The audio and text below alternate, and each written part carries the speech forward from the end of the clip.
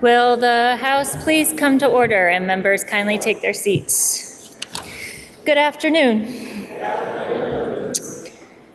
Members, at this time, we are going to take up 3 bills and then recess and come back.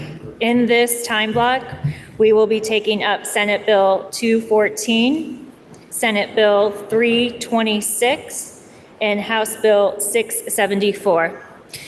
So with that, we will now take up Senate Bill 214, which is an act relating to the provision of pre-kindergarten education in geographically isolated school districts. Please listen to the third reading of the bill. S. 214, an act relating to the provision of pre-kindergarten education in geographically isolated school districts. The question is, shall the bill pass in concurrence? Are you ready for the question? If so, all those in favor, please say aye. Aye. All those opposed, please say nay. The ayes appear to have it. The ayes do have it, and the bill is passed in concurrence. Members, we are going to take a very brief recess. We are missing some key members for the next vote. The House will stand in recess for approximately 5 minutes.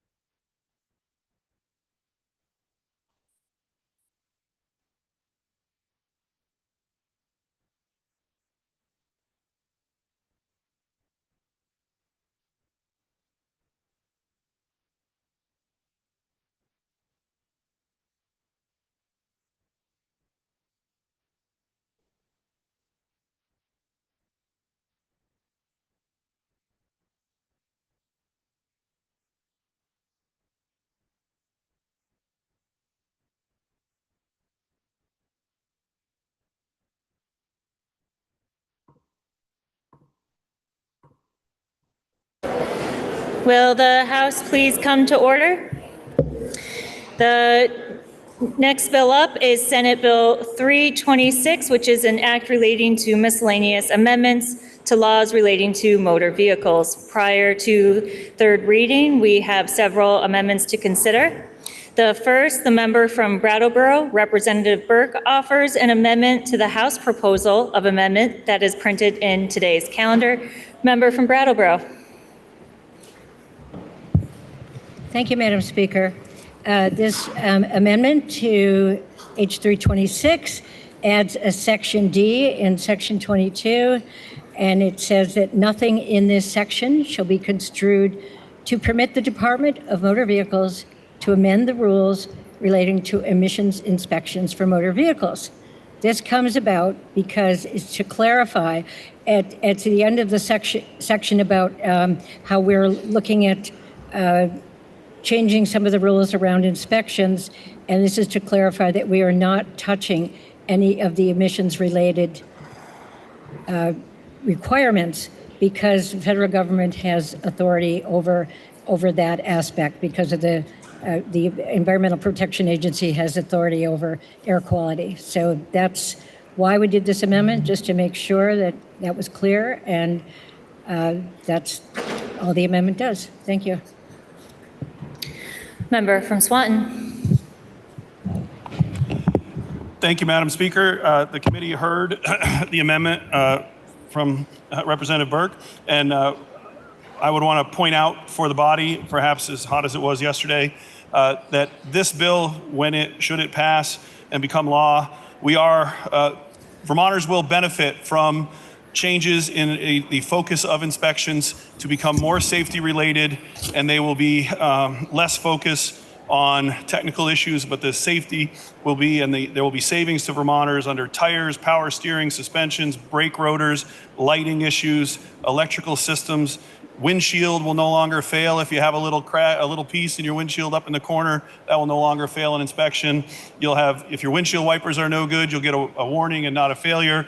The vehicle body rust will not fail it, only rust in the actual framework, and a whole number of other items that are going to happen and go effective on July 1st should the bill pass. So we did hear the amendment, and we agree that, and the DMV will not make any changes related to air quality issues, and we passed the amendment 911 and asks the body support for the amendment. Thank you. So the question is, shall the House amend its proposal of amendment as offered by the member from Brattleboro? Are you ready for the question? If so, all those in favor, please say aye. Aye. All those opposed, please say nay.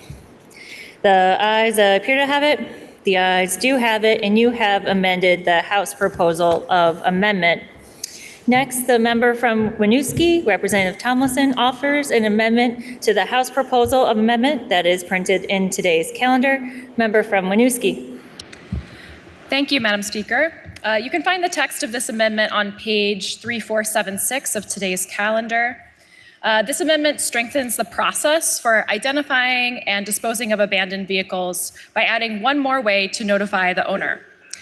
Under current law, when a vehicle is believed to be abandoned, the entity storing the vehicle can apply for an abandoned vehicle certificate. DMV then attempts to identify the vehicle's owner and send notice by certified mail to the address on file. If the owner does not respond, DMV may issue a certificate of abandoned motor vehicle, allowing the entity storing the vehicle to sell or dispose of it. For context, the DMV testified that they receive about 30 of these applications per week, which is about 1,500 a year. This amendment does not replace that process. It simply adds a public notice safeguard. It requires the DMV to post on its website a list of vehicles for which an abandoned vehicle certificate application has been filed, along with the information about how the owner can prove ownership if need be. That matters because certified mail may not always reach the right person. Someone may have recently moved, may be out of state for an extended period, or might be dealing with a medical emergency or other circumstance that prevents them from receiving or responding to that mail. We heard some specific examples of this in committee. We also heard testimony from the DMV on this amendment, and they approved of the language. This is a practical, transparent improvement that gives vehicle owners a better chance to protect their property while preserving the abandoned vehicle process. I respectfully ask for the body's support. Member from Swanton. Thank you, Madam Speaker. The committee heard the amendment and also took testimony from the Department of Motor Vehicles, and I did hear some oohs and ahs. Yes, there's over 500 abandoned vehicles on Vermont roads that towers are called and asked to remove. The vast majority, nearly 90+% or more, end up in a junkyard, and these are mostly abandoned for that reason. They didn't want to deal with the disposal of it.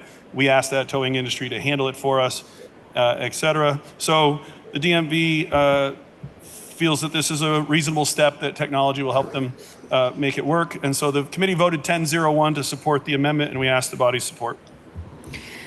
The question is, shall the House amend its proposal of amendment as offered by the member from Winooski? Are you ready for the question? If so, all those in favor, please say aye. All those opposed, please say nay. The ayes appear to have it. The ayes do have it, and you have amended the House proposal of amendment. Now the member from Wolcott, Representative Noyes, offers an amendment to the House proposal of amendment that is printed in today's calendar. Member from Wolcott.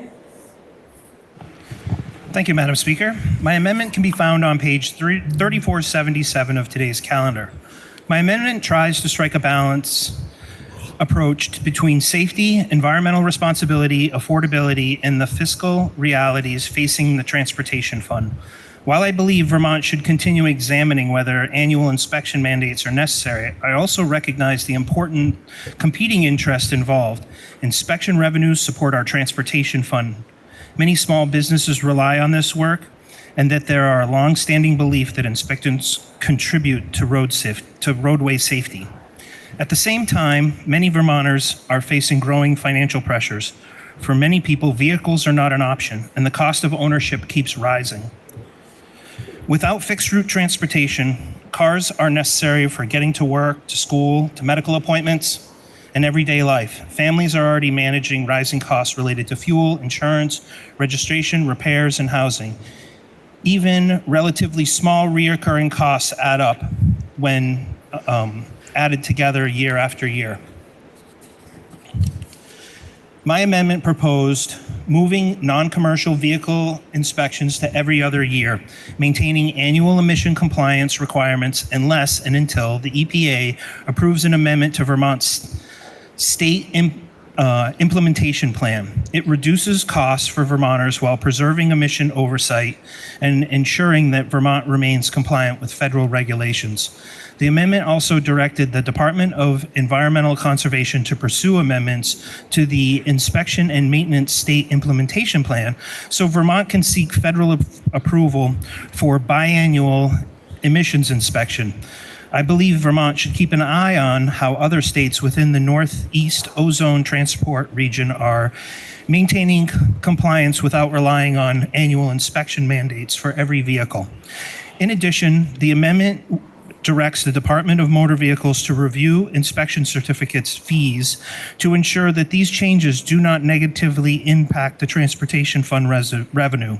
It is important that any reforms be implemented responsibly and with the understanding that funding needs to support our roads and bridges.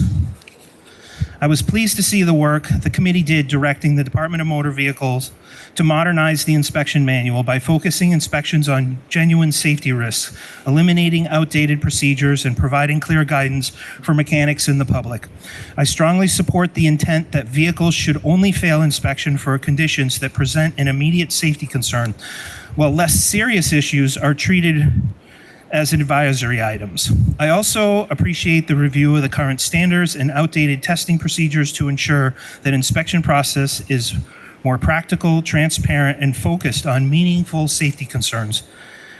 My amendment is intended to move Vermont towards a more practical and affordable inspection system without abandoning safety, environmental responsibility, or sustainable transportation funding. I appreciate the committee's consideration and understand their concerns. Lacking the committee's support, I ask leave of the House to withdraw my amendment. Absent objection, leave is granted. Please listen to the third reading of the bill. S 326, an act relating to miscellaneous amendments to laws relating to motor vehicles. The question is, shall the bill pass in concurrence with proposal of amendment? Are you ready for the question? If so, all those in favor, please say aye. All those opposed, please say nay. The ayes appear to have it.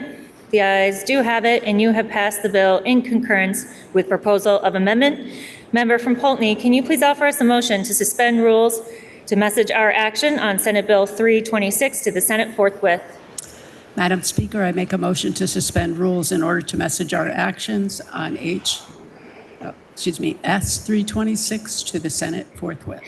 The member from Poultney moves that we suspend our rules to message our action on Senate Bill 326 to the Senate forthwith. Are you ready for the question? If so, all those in favor, please say aye. All those opposed, please say nay. The ayes appear to have it. The ayes do have it, and you have suspended rules to message our action on Senate Bill 326 to the Senate forthwith.